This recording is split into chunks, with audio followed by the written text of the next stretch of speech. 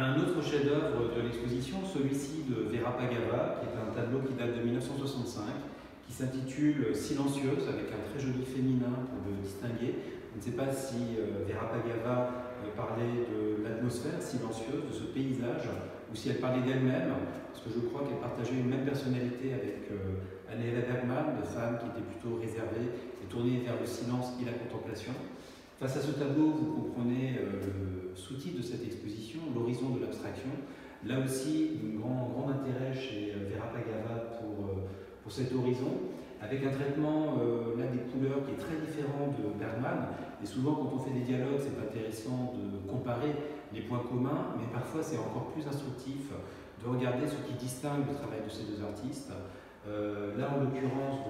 des choix de couleurs très différents, des couleurs qui sont très pastel, passées. Vera Pagava venait non pas de territoire nordique, mais de Géorgie, donc quelque chose de peut-être plus continental dans l'atmosphère que restituent ces peintures. Également, une caractéristique de l'œuvre de la peinture de Pagava, c'est la touche. Donc, si l'on se rapproche et l'on voit cette façon de strier le ciel et la terre, avec quelque chose qui rappelle peut-être d'ailleurs des peintures plutôt suisses ou italiennes du début du siècle. On citait tout à l'heure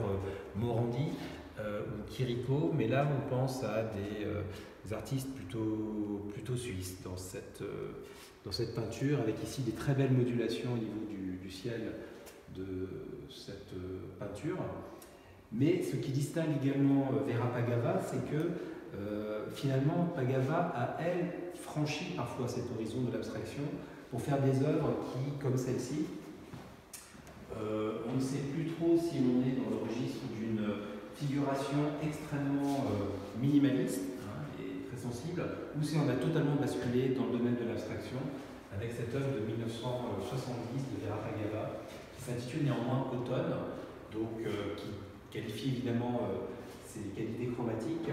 mais qui peut être considérée totalement comme abstraite, comme parfois le sont des peintures dont les titres eux-mêmes, rectangle, abstraction, chez Pagava, témoignent de ce saut en fait, qu'elle a fait dans le loin de la figuration.